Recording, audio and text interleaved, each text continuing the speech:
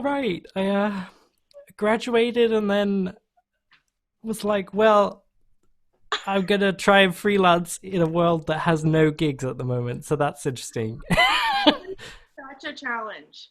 Oh my gosh. It's Yeah. weird, yeah. I was pre-coronavirus, like I had all my students and I had all these gigs lined up. Like I was just breaking into the scene, right, of the freelance thing. And then coronavirus canceled all my concerts. And yeah. I do have my students though, and they have been my saving grace because Oh.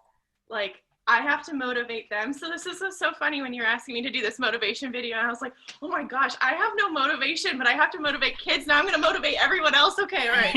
Maybe I'll just listen to the video and like get motivated myself. But yeah, because they're having a hard time too. Because they're like, where are my friends? Where is this? And it's been Mm, um, makes me very grateful for the position I am in. Like I'm not a child and I'm not dealing with online school and parents who are working at the same, it's like, oh my gosh, mm. you go kids, you go. You're going to need therapy when you grow up, but it's going to be fine. We're going to do like mini therapy sessions in our lessons, like for 10 minutes, and then we'll get into the flute playing because there's no way you're going to play the flute if you're like, yeah. there's no way. So, In a way,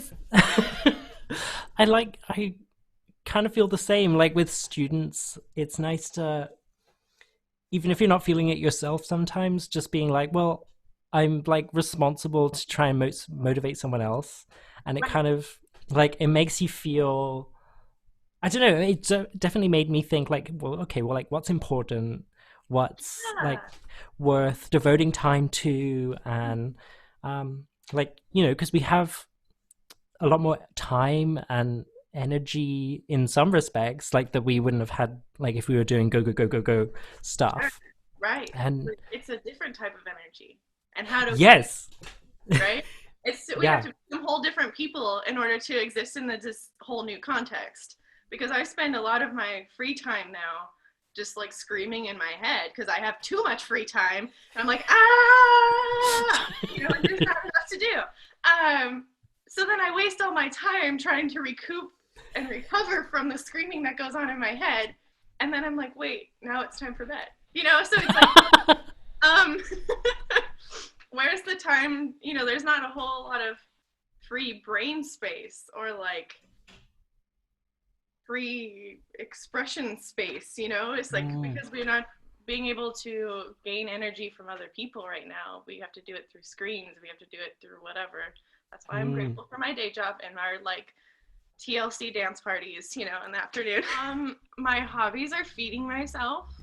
That has been a whole new concept. I mean, I feed myself prior, but never made like really like intense meals, like a gourmet meals. Like if I were eating at home, I'd make myself like a cheese quesadilla in the microwave or something that's like not even a cheese quesadilla. It's just sad bread with cheese on it. And I've kind of come up with different things and learn how to make like chicken stocks and stuff. That's been fun. So then I can make mm. soups. So it's like all like the whole process has been at home instead of buying Uh-huh. pre-made. Um, Also because it's a little bit more difficult to go out to restaurants now, so that's not really a thing that happens anymore. And stuck at Mm. home. What new other hobbies? I don't know. I moved, so that kind of took up all of my other brain space. It's like, how am I going to move all of my stuff here and organize it so that it's useful? So a lot of life things happening for myself, and Been that's busy, yeah. been complicated. Yes, and like new landlords, new everything, and getting the place is a little bit under construction, so that's been fun to manage and Hmm. all that kind of stuff. So no new Yeah. hobbies, but feeding myself and living is my new hobby. How about you? That sounds very good. Sounds important too, like to like look after yourself. It's good. Like, I think that's really, I don't know, I've found it really grounding at this time when like I said, like Mm, the screaming in my head of like, what is happening in the world? Okay, let me just like make my nice meal and feed myself and like invest in my own existence here in this small space. Well, it's Mm, actually rather big because I live on a farm, but you know, it's fine. yeah. How about you? How was your activities and hobbies Yeah. list? Um, I mean, honestly, it's been kind of similar. I finished school and then I was like, well, now I have the energy to and the time to actually sleep for 8 hours and, Yeah, that's good. like do things that mean I can look after myself a bit more and like feel a bit more sustainable. Yeah, absolutely. Instead of like, okay, I'm gonna practice another 30 minutes and then I'll eat my sad cheese quesadilla from the microwave, right? Like it's like maybe I'll take that 30 minutes and I'll actually make myself like real food. Mm-hmm. I Yeah, made I can spaghetti relate. sauce from scratch the other day. It was very exciting. Oh, hello. Where's the food Insta coming? Um, we'll get back to that whole thing. Okay. Watch out, everybody. You are becoming a chef. That's Yeah. fantastic. Oh, gardening too. That has been a very nice thing I've done. I have a fig tree and I got some figs that came off of it for the first year. It was very exciting. That's so cool. And I have Oh, lots of tomatoes. So, yeah. I saw something about that. Yeah. Oh, Okay, so you cute. have seen my Instagram. I have. I have. I remember you were showing all the things that you grew, and they were beautiful. They were so pretty. Thank you. Thank you. I'm very proud of my like haphazard garden. It was more of I'm gonna be stuck in my house forever. Okay, so I'm gonna figure out something. I have to grow something. I have to create something, right? And if it's gonna sustain people around me, then that sounds great to me too. Oh, yeah. You are equipped for the apocalypse. Honestly, out here on the farm, absolutely. It's very self-sustaining. Um, watch Doomsday Preppers. On a scale of 1 to 10, we've got 7 for self-sustainability of food, and yeah, I don't know, I love Doomsday Yeah. Preppers. It's the most hilarious show. Yeah. Shall I? I wanted to quiz you on some persisting sound stuff as well. Oh, sure. Yeah.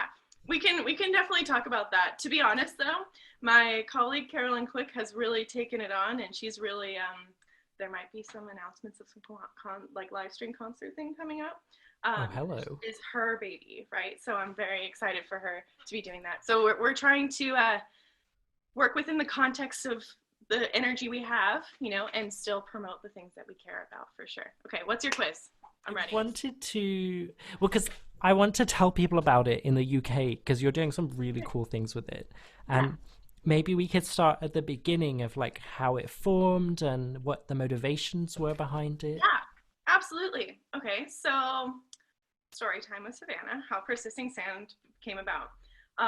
My colleague Carolyn Quick and we both moved home after school. And we didn't know what we were going to do, kind of where you are at, except for that the world was open at the moment, right? And but we still don't know, like, okay, we're working the scene, we're getting the networks going, and we're trying to get the gigs and everything else. But then we went and got coffee at a place called Rimsky Corsa Coffee. It's the best place in Portland. P.S. Shout out. Hello.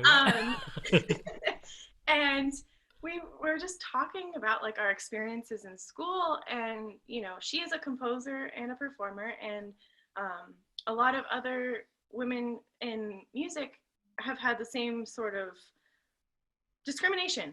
Essentially is like, okay, this didn't happen because I was a woman, or because I presented as a woman, and or this didn't go as well, or my music wasn't chosen for this because and essentially it could be presented as that, right? Is something that we weren't chosen for because of our gender, and or the way that music is described by women composers, right? Like, oh, it's not as pretty as it should be, or it's not as delicate, like those sort of words. Yeah.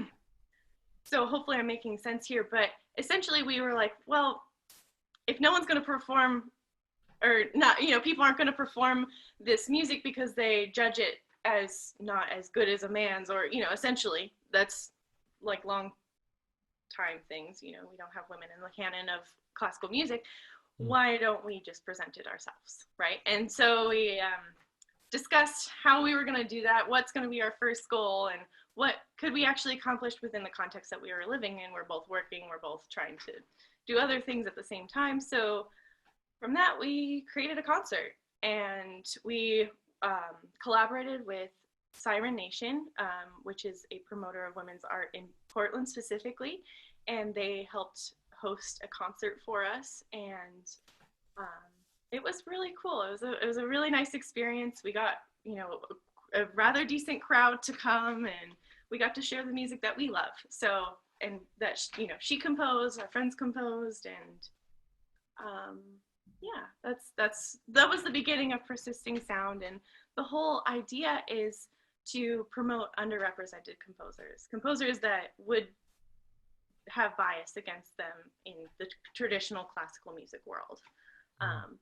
So yeah, that's kind of what we've taken, and we're trying to adapt to the times, right? And do the live streams and that sort of thing. So yeah, that's basically how it happened. Is there was a void, and we decided to fill it.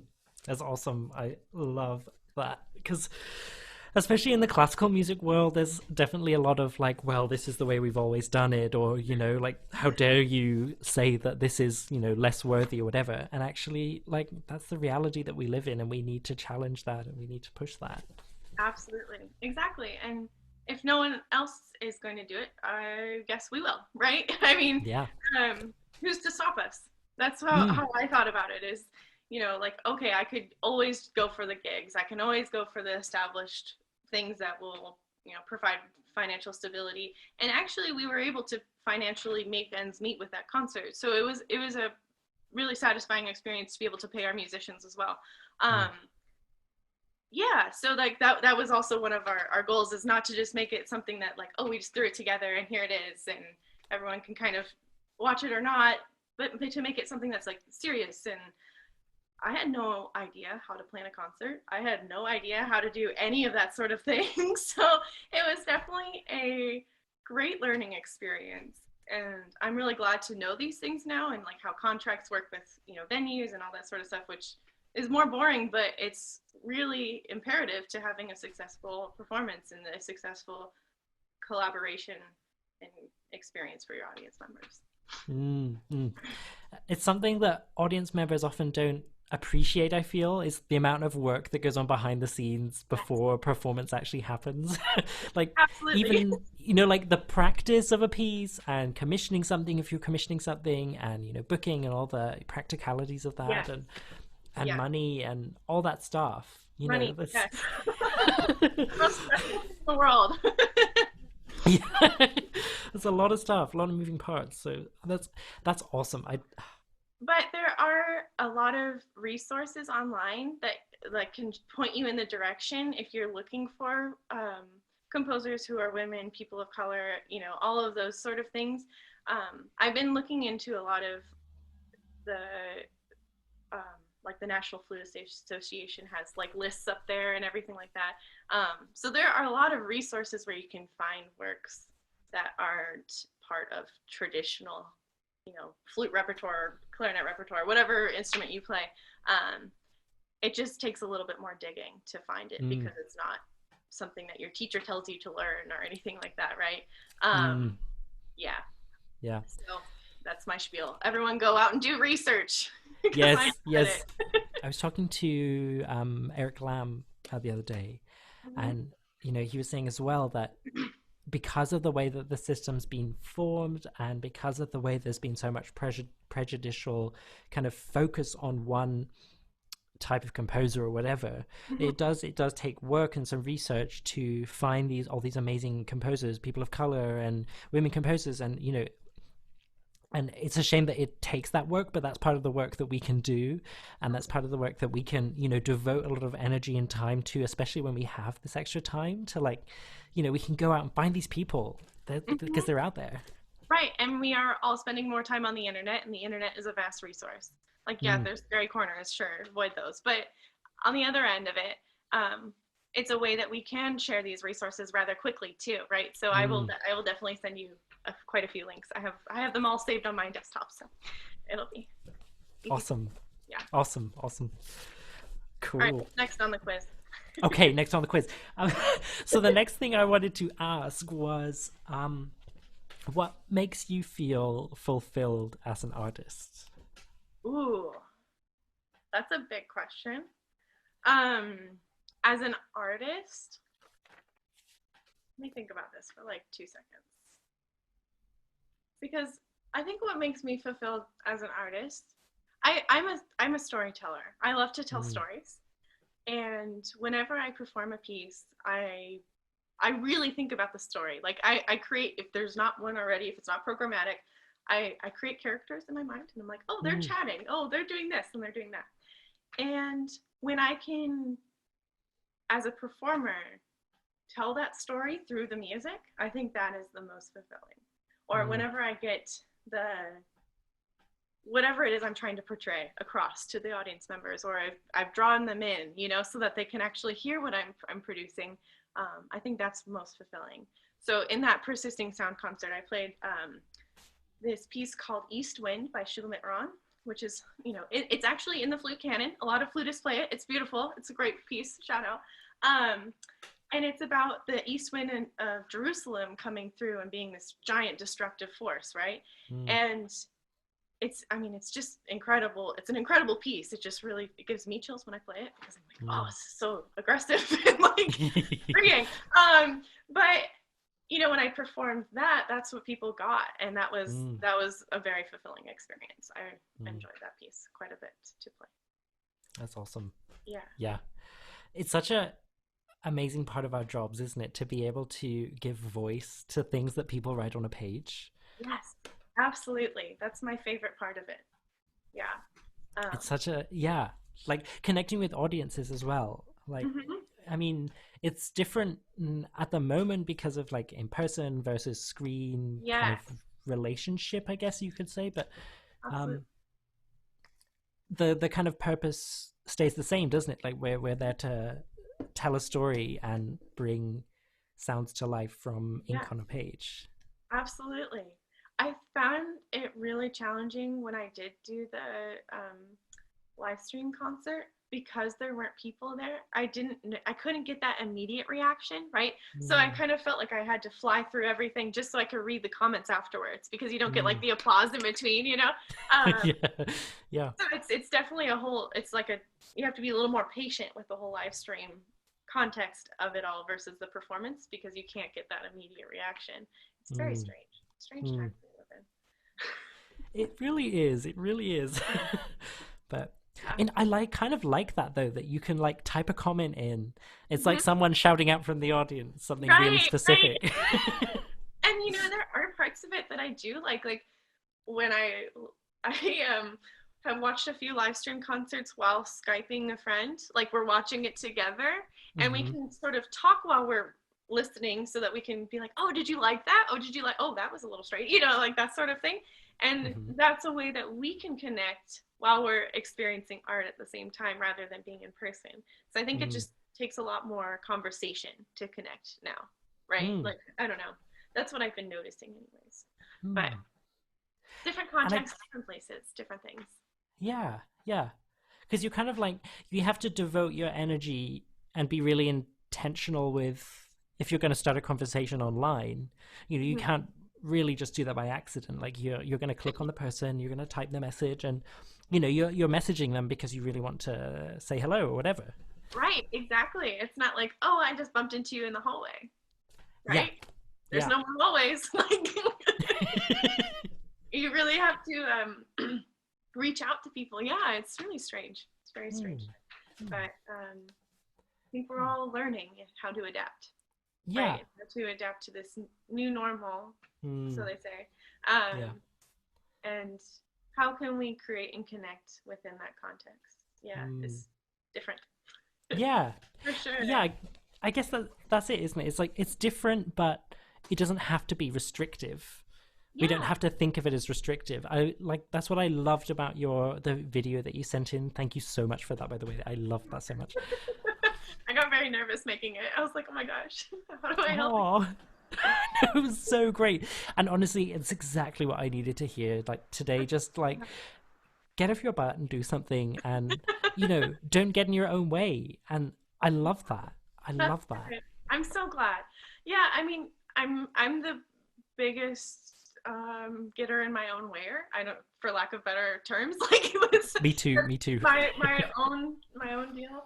And you know, during this lockdown quarantine baloney, I've really had to figure out who I am in this context in order for me to start creating in this context. Does that make Mm, sense? Like, I mhm, have to figure out how do I exist, and that's why I've been making food and trying to take care of myself the best I can. Is to, okay, where am I at? How do I get to a place where I am grounded, where I am restful, where I can take some space to think and to mm, feel and to create, right? And then mm. from there, once I'm settled, like that's when I can create actually beautiful things, right? Otherwise, when I've improvised by myself, like being angry, I'm like, ah! Like, I'm sorry, but no one wants to hear like third octave flute screaming for like 10 hours, okay? Like that, no one wants that. So I have to kind of get through the, the change, the system, whatever it is, like Uh-huh. Uh-huh. process it all in my mind, because for me my playing comes directly from where I am in my mental health and my that sort of thing. So I have Mm, to really settle down and be in the ground. I tell my students always to be a tree. This is like mm, slightly Alexander technique things, but if you like put your direction down into your feet and the direction up and you grow like a tree, right? mm, I love my students because I can tell them that all the time, and then I tell myself, right? You know, so I'm like, uh-huh. see a tree, I'm here and I am. And then Mm, from there, okay, what do I want to create? And then to be more diligent about it. But yeah. mm, Anyways. mm. How has the creative process been for you during the times, the after times, not the before times? The after times. Yeah. What's been going on? Yeah, it's just been like it's forced me to think, well, okay, well I can't do this and this and this, but maybe that's okay, and I can devote the energy that I have to making something different, like doing an improv, or I've been trying to learn more about like a good electroacoustic setup. And I remember I quizzed you a while ago on like different setups and stuff, and like help, like it's not working. Oh And no. and yeah, it's just been like, right, like we have the internet as such a vast resource. And I was talking to Wilson Poffenberger a little bit about like cameras and stuff, and like Oh, nice. trying to find a cool setup to try and create new content, I guess, and Absolutely. ways of performing. And It's yeah. a challenge to do at home too, right? Because Mm, when you're in school, you have all the access of the resources of the school, like recording equipment, spaces, and all that sort of thing. Um, yeah, it's always a challenge to learn how to use what we have. mm, mm. you know, um, yeah. When I did that live stream concert and I did the electronics piece, I had two computers. One was had the Max patch on it that was getting the one microphone going through that, right, and then from that one went through the personas down to my like Zoom recorder that I use for all my auditions and that sort of thing. And from the Zoom recorder, we mixed it on the Zoom recorder, took the microphone from the Zoom, also put it all together because Zoom, you can mix tiny little things. It's really fantastic. That's so cool. And then from there, it went to the live stream, right? But, I was trying to think, like, how am I going to do this? Because Mm. doing it live is hard enough. And I am no expert in electronic music. Like, this is not my area of expertise. I love it, but I have imposter syndrome real hard when it comes to like electronic stuff. Yeah. Big But relate, big that's, relate. yeah. Really cool that you're able to take the time to learn more about these sort of things. Like, It, do you have any like video music projects in the works if you're learning about cameras? well, honestly, it kind of started when Wilson sent me a video recently that he'd made, and it was like one of his improv project things. And um, it was just like him with really minimal light, and you could like just see his embouchure, and it was like a really ethereal experience. And Mm-hmm. I thought actually being able to control what the audience can all see as well as hear is like Mm-hmm. a whole other element that in a live performance setting you don't always have the chance to play around with as much. Like if you're going on stage in a more traditional sense, you've got your stand, or you're on stage or whatever, and you play your stuff. But if we aren't able to go on stage, but we can like film it and like mix it and decide Yeah. how we present it in that way, that's a whole other medium that we can play with for like audience experience and kind of justifying performance in a whole other way. And I really like that. Yeah, that's cool, man. I can't wait to see what comes up for you. I'm excited too. I mean, it's very early stage. I'm trying to do some I've got a few projects in the works, like using Zoom and stuff, but um I'm trying to find a camera and collaborate with a marginalized videographer to make a like Barrio music video thing for the Sequenza series. Yeah, yeah, yeah. Um, Cool. yeah, so I don't know. We'll see. But because like I was like, I don't want to. I want to employ someone and give them. I want to acknowledge my white privilege and give people a chance to I want to collaborate with new people. That's what I'm trying to say. Yeah, absolutely. Yeah, not just our easy circles, right? And it's the same thing with your pursuing marginalized people as composers and as artists too. Is like we can always choose to acknowledge, our white privilege, right, and all of that sort of thing, and then instead of going the easy route, doing more research. It's all about the research and finding out more information. I'm all Mm, about it. Let's all find mm, more information, collectively collaborate with more people, and who knows what kind of beautiful things we can create. I was wondering if you could speak a little bit more about. We kind of touched on it before, but like you said in your video, I guess the concept of idea versus action. Oh, yeah, but like the idea versus action, sure, but I think it's more about like um intent versus action. Mm, Does that make mm, sense? Like yeah. we can all have the intention to do something, but Mm, are we going to choose to do it? It's like for myself, I can get really stuck. Like I can sit for hours and just be like, right, like that's kind of what we're all doing right now. mm, But it's like, okay, my choice can come from am I going to do this whole project all at once, or am I going to choose to stand up? mm, Am I going to choose to stand up and then choose to take the next step? Right? It's a weird concept, sure, because we all think like, oh yeah, I can stand up and get up and go and do everything. However, we're under a collective trauma, right? A mm, collective, like everyone's world has been turned upside down. And we have to acknowledge that we are going through this, right? You mm. can't just be like, everything's fine. Everything's fine, right? No, that's not how it works. Mm-hmm. So for me, in order to continue to practice, right?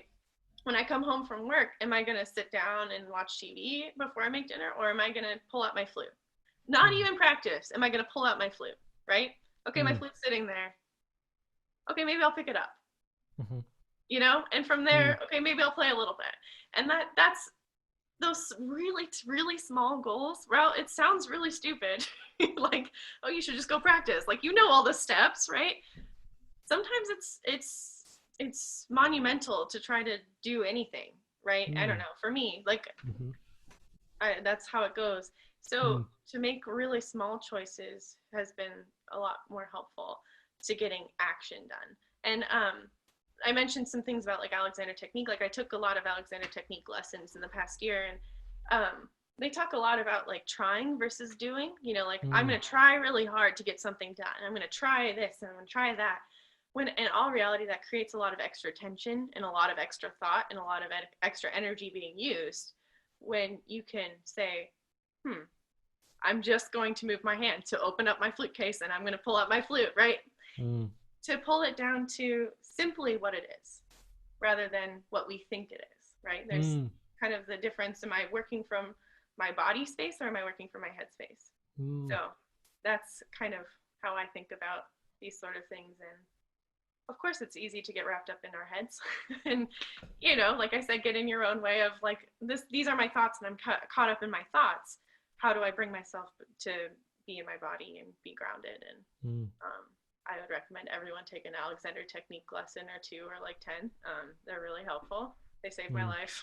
So like, yeah, mm, mm. that's what I would suggest. And that's how I would think about those sort of things. Does that answer your question? Yeah, no, I love that so much because I'm so guilty of doing that too, being like, well, I need to do this, Mhm. and ah, and then actually, like, if we reduce it to just like, okay, I'll just get my clarinet out of my case, and I'm going to do it in a really mindful way, and Mhm. that's the first step, and whatever comes after that, I can think about that next. But um, Yeah, I like that. exactly. That way you're only thinking about one thing at a time instead of like 15. And Mm, not to mention, there's going to be another 30 things going on in your brain because of everything else that's happening right now. So maybe we only have room for one thing, right? We mm, only have room for one thing at a time. But collectively, one thing after another, you'll have something done. mm, So, mm. yeah, Yeah, I like that. Like that. tips through getting through quarantine. One step at a time. Yeah, absolutely. That phrase never gets old, one step at a time. I just have one final question for you, Okay. and that is tea or coffee? Oh, this is actually kind of a complicated question because I do both. Is I can relate. Um, yeah, because like my boyfriend, he makes a lot of coffee, so I drink a lot of coffee when he's around, you know. But Hmm. then like when I'm kind of by myself, I'm a little bit lazy, and I also really like tea. And tea is a lot easier to make than like the French press coffee. So I drink a lot of tea when I'm by myself and kind of lazy. But then when he's around, then I drink the coffee, and it's really Mm, good. So I mean, I like both. And when I was in mhm. high school, I actually had to get a heart monitor because I drank too much caffeine because I was drinking both coffee and tea all the time. So, anyways, it's a complicated relationship with me for both of the tea and the coffee. But short answer, both. Nice, nice. How about you? Honestly, the same because I so I started drinking a lot of coffee when I started my undergrad. Mm-hmm. Before then, I was like, okay, well, tea is fine. I used to get like really scientific with like making the leaves nice and the Yeah. water temperature and like brewing time. Like I'd get a stopwatch out and everything. And Oh yeah. now, now I'm like, well, I really enjoy coffee because of the taste. If it's like a really nice coffee, Mm-hmm. um, I'm trying to like separate myself away from the I need caffeine Mm. mindset. Yeah. Yeah. Yeah. For a lot uh, of the problem. yeah, yeah. But anyway, I just thought I'd ask that because Wilson asked that to me the other day when we were doing one of these as well, and I thought, Oh yeah. do you know what? That's really interesting. You can learn a lot about people from that. You really can. Wow, that's a good question. Maybe, yeah, I'm gonna keep that one in my back pocket for the next time I meet a person and be like, so what kind of person are you? Just We like need to bring out your know. cue cards, yeah. Yeah. Tea or coffee? Check. Thank you so much as well for doing this. Of I am course, of course. incredibly, grateful to know you and to see your work, and everything that you do is so awesome. So please keep doing what you're doing because it's Thank so you. wonderful to see. Yes, you as well. This has been lovely to chat a little bit and hang out and a new friend. You know, you know what I mean? I'm like, Oh. well, more people. This is nice.